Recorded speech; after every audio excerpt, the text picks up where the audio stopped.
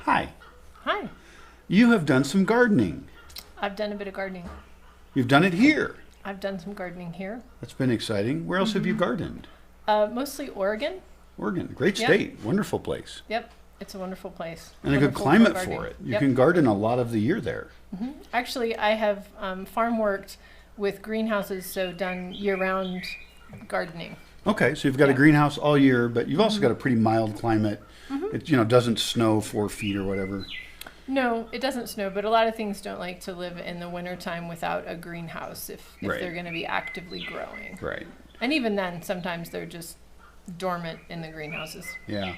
Well, today we're going to talk about tools. Sometimes you need the right tool for the job, and this is Sherilyn Sunflower. She's been using gardening tools for how long? Over 20 years. Wow. And I started gardening when I was 4, which means my dad tried to point me at some dirt, and I probably pulled up the wrong things. But you've gardened in more professional settings, I believe. Well, I would say 20 years with my own tools. I was using my mom's tools when I was 4 as well. Okay. Yeah, my mom was Great. a heavy flower gardener Right. in our yard in Seattle Right. when I was a kid. And some gardeners really settle into the tools they like the best. And that's what we got right here. Yeah. Can we pull this box right over My here? favorite tools. Okay. And this is your box of tools then. Yep. Is this pretty much all your favorite tools? There's some in this basket as well for Okay. different things. Okay. Shall we take a look at the tools? Sure. Yeah. The idea here is that we're going to have you join us as we look at her favorite tools, and you in your life can figure out what are your favorite tools. This is a Hori Hori, introduced to me at Four Wands Farm in Oregon. It's used for, there's a serrated edge on it, so you can cut things with it, but it's basically a digger weeder situation. It's like a knife almost, except it's curved. A little curved right there. See that? Yep, not really sharp. This one is custom designed for me. It has my initials engraved in it. S. S. Sherilyn Sunflower. That's very cool. It's Yeah. a little dirty. Yeah, Does that bother you? not really. About once a year, I generally sand down the handles and oil them, and will treat any issues that might come up on the blades. This particular blade doesn't get sharpened for Right. anything. So, Right. So this is just for like digging out little weeds and things. And Yeah. okay, great. Yep. So that looks great. Also, I knew somebody that came here, and I was so impressed that they had their own one of these, and they had a little sheath for it on their belt, which was pretty swanky. I have so many tools that I don't do the sheath, The sheath belt thing. There'd be thing. too many things. Yeah. This is called a comma. A comma. Yeah. And it's a very sharp blade, so I made a custom leather sheath for it. And this is sharp right. Ooh, this is pretty dang sharp right there. Yep. A comma. That's punctuation. Yeah, it's actually spelled differently. It's a Japanese tool, K-A-M-A, K-A-M-A. I believe. Yep. I believe And so too. you'll notice that there's some flowered duct tape on it. That's because in the garden, often garden tools can't be seen when they're accidentally left in the garden. Great. And I have one friend that does very, very bright paint on all of her tools for gardening so that she can Right. find them if Also, left. also, if multiple people had tools, you could tell which tools are yours. Exactly. That's why mine have the flowered, because other people had different colors of duct tape. Right. And so, I've seen size. You're Size. making me nervous. Good. It's part of my job. A scythe is like a big thing you swing and you can cut grass with. This is like a tiny scythe almost, but you just kind of. Yeah, I grab on to something and then we'll cut it Right. with that. Yeah. Oh, okay. Uh-huh. Okay. Yeah, it's like a Great. mini scythe. Yeah. Definitely. Yeah. Yep. I also have this tool, another gardening tool. Right. Good for digging, making trowels, or if you're doing a long row of planting, you can, dig out. Right. Yeah, This is, I think, if it's really big, it's called a mattock, right? I think so. It's like a tiny mattock. you have it's one a of those. miniature mattock. It has a different name, and I can't tell you what the name of this one is. Somebody will comment. Yeah, they will. They'll tell us what it's called. Yeah, this looks fun. Yeah. Okay, great. I don't use this one terribly often, but I like that I have it. I have knee pads because I'm often on my knees in the garden. So nice knee pads. My Felcos are in here as well. Felcos? It's the brand. The brand is Felco. Felcos, these are number 2s, I believe. And these are often called pruning shears, correct? Yep. Okay. And this has a little lock on it, so you can leave it locked. And I think, aren't you supposed to leave these in the lock position so the spring stays good? Well, I'm a mom, so you leave them in the lock position for safety. Right. Yeah, anyway. And people that behave like that with them are not allowed to use them. But it's my video. I never get hurt. Right, except falling off roofs. But yeah. Occasionally falling off roof. Right. Anyway, Which so that's is pretty against cool. the rules at the Bosque. It's against the rules to get hurt, and the punishment is you will be injured. That's your punishment. So these I actually take apart, oil, and sharpen a couple times a year probably, because it's probably my most used tool.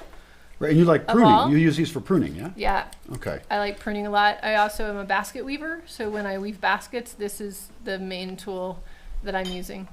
So one of the things I'm interested in, and why we're doing this kind of video, is to showcase the most useful products. In this case, this one has a brand. It's Telco. And Felco. I'd be, what? Felco. Oh, Felco. Yeah. And yeah, Telco sounds more like a telephone. Yeah. Felco sounds more like a felicone. You get to pay if you want jokes. So you can donate to the project, and then you'll get better jokes. Anyway, this is officially like the cool brand. Is this the best brand?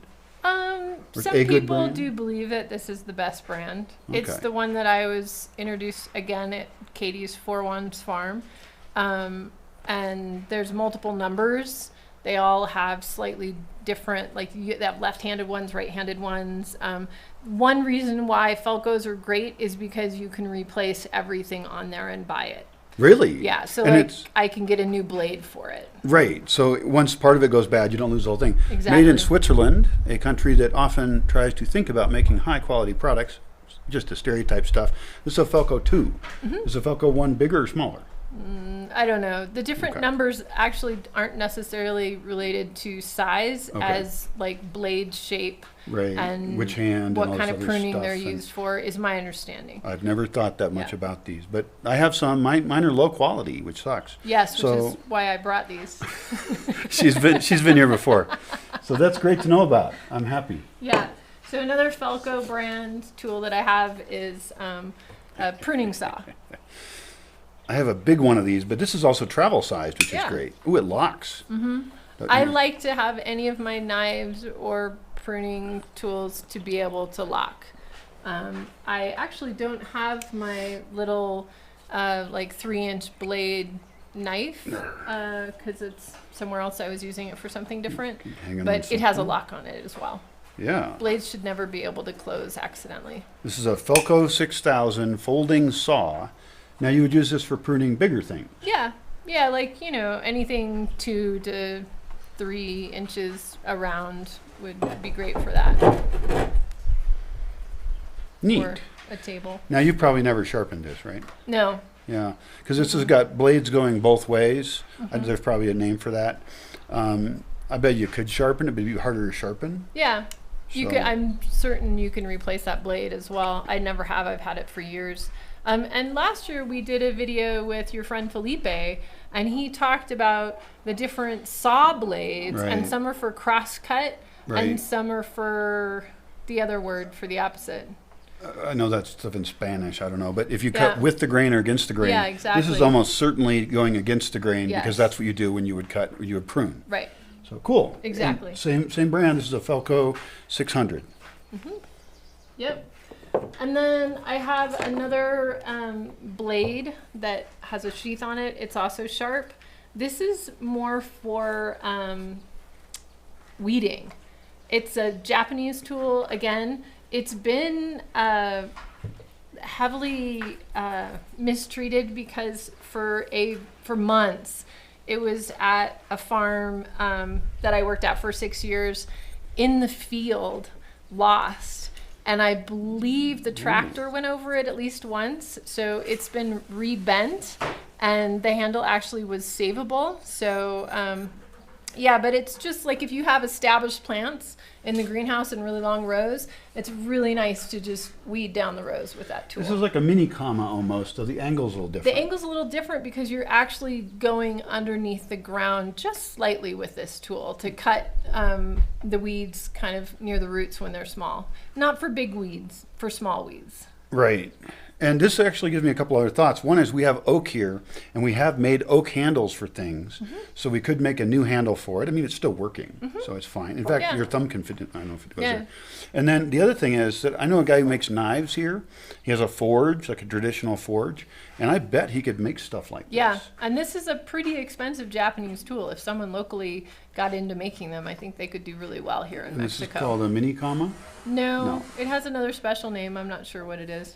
Okay. Well, But that's if you cool. looked in a Japanese website for tools, you would see this. Why do you like for so many? I mean, I guess there's only two, but why do you like these Japanese tools? It just happens to be that High way? quality, and the farmers that I've learned from, two in particular, you know, you buy better tools, they're going to last your lifetime. Like Right. I've had these, well, other than losing a pair of Falcos in a river during a flood that I never was able to retrieve in the low water, Right. I have had all of these tools for many, many years. That's Close good. to 20 years. Because also, as we talk about products, and I want to do more product reviews here, I only want to showcase the best products. Mm-hmm.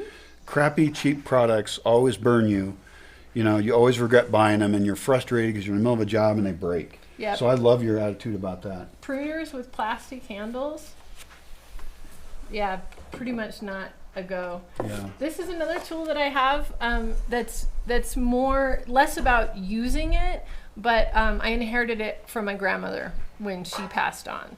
So it's a weeder. It's for weeding in your garden.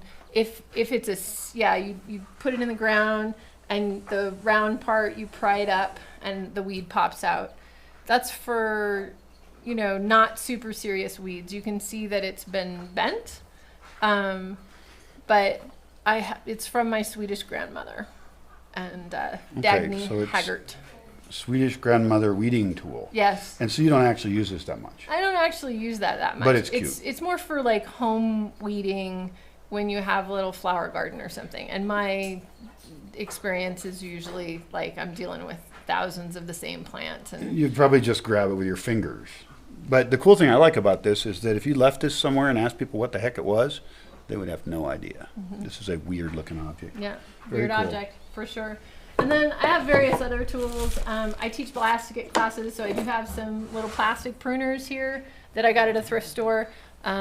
Generally, when I do a basket class, people don't bring their own. They don't often have their own tools, so I like to provide tools for other people so that they don't have to wait during the class for someone else to finish with a tool. Well, you can sure feel the difference. Yeah, that's. I mean, not, this seems like a toy. Yeah, it's only for really small things. Yeah. And it is much more like a toy. But if I see stuff at thrift stores, I'm usually grabbing them. This is my sharpener. So I made a little leather case for it just to keep everything together. And it's just a sharpening stone. And it has Okay. a fine stone in the back and a coarse stone on top. So How would you get to the back stone? it just, Oh, it comes out. yeah, it comes out. And so, like, how would you use that? Like, can you just show briefly, like, I usually, well, or do you use there's water usually with it? wet stones or Oh, oil stones, right. and so one or the other. And yeah, so that would take a little bit more Okay. organizing. And then this is the thicker grit one here, and the thinner, the more fine grit. We use really just cheap stones from the hardware store here. They cost nothing because we often are sharpening machetes, and you don't have to be that good with it. If you were going to sharpen the more precision tools, you might want it to be a little sharper so you don't have to use as much force and stuff. Yeah, so commas, Felcos, this little weeder all get sharpened with this little thing. Yeah. Yeah, and it even has the little thing so you can make sure your angle's right, which is kind of funny. That's cute. Yeah, it is kind of cute. I don't use that part anymore.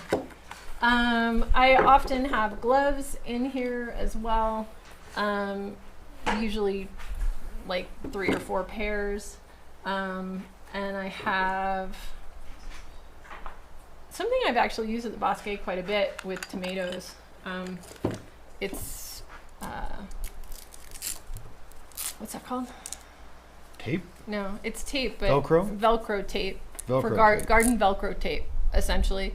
It's reusable over and over again. It sticks to itself. So I've been using this to get the tomatoes to trellis to the bamboo that I You have would them tie the with. plant to yeah, I a tie trellis. the plant. Yeah. Okay. Yeah, and it's movable. Often, if I'm taking a garden apart at the end of the season, I'll take these off and put the strips, and they stick to themselves, and you can actually use this. So for as long as you years. can find it, it's reusable. Right. Yep. Okay. Yep. I tend to, for me, I use like twine that's biodegradable, and it's so cheap that if I get a thinner twine, I can just tie things to things. And then if it rots, actually I'm happy it rots and goes away. What I don't want to do is use wire and have bits of wire laying around, or people wiring things to trees, and then the tree grows around the wire, and then if you were to ever cut that with a saw, especially a chainsaw, it could be dangerous. So I really don't like anything like that. This is an acceptable sort of thing, I guess. One of the reasons why, so if I could access more twine, and I know there's twine around, but I haven't been able to find it very well. But as things grow, they often, like if you put twine on a tomato trellis, it can actually suffocate the tomato at some point. Sure. And this is resizable. So you could go in and just loosen it. Yeah, just undo it and redo it. Okay, cool. And so I kind of like that. I also have my basket making tools. So I have my basket making basket, Which you made, which I made. and it's like hardcore, Right. real basket. This is actually, I think, the first basket that I made for myself. The first 4 baskets were for my 4 mothers. And then I believe I made this one for me. So this is a basket tool, one of my main basket tools, but it's been living in my garden cubby because I'm not basketing a lot right now. Someone's going to notice you have 4 mothers, and that's going to sound a little odd, but they're not necessarily all biological mothers, not all of them. Biological, step, adoptive, and foster. Okay, Yeah. great. So when you're basket making, one thing that I learned from my first basket teacher was the best basket awl is actually a horn. Because if Basket awl, that's A-W-L? A-W-L, Okay. yeah. If you're using a metal awl, you often will mess up the bark on the basket material that you're using. And that's just, this is a little softer, more Yeah, mellow, unless Yeah. you're getting stabbed by a deer. It's Right. a deer horn, right? it's a deer horn. Yeah, a found deer horn, not not from a kill. So they fall off in the forest, and people that are lucky enough to find them and are basket makers get to use them. Yeah, and it has a really nice feel. Yeah, I really like to use this tool. I also have a couple of tools from France in here. One is a folding, they're both, I'm going to say it wrong probably, Opinel. Opinel. And so they're both very similar. This one has a different kind of lock. You turn it to lock it in place. Earlier I was saying I don't like tools Interesting. that don't lock. Right. Yep. So this one does not close. So it has a leather case for it. And one is for harvesting willow, which I do a lot of for making baskets. And the other one is for scalloping the willow when you're making a square basket. And I made my own case for this one because it's a pretty sharp, dangerous tool. Went to a great guy in Eugene, Oregon, who's a leather worker, and he taught me how to do this properly, where like there's an extra piece of leather in the center here so that the blade doesn't cut my sewing. It hits the leather instead of the cord that I used. Yeah, don't try to take it off that way. Okay. I'm just, poking around. Yeah, you're don't poke damage. Okay.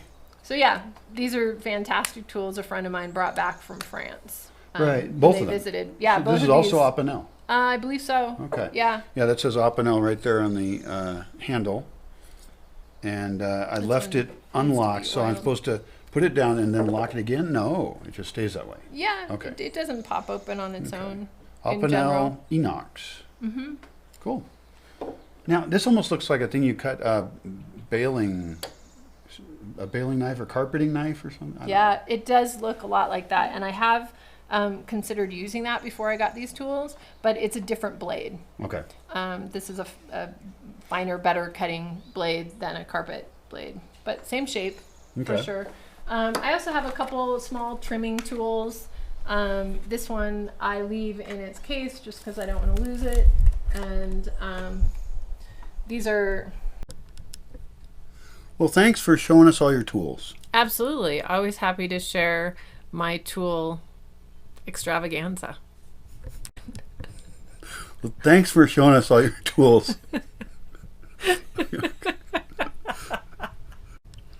Great. Thanks for showing us all your tools. Why is that funny? You're not helping. Okay. I'm Okay. starting to cry now. Don't cry.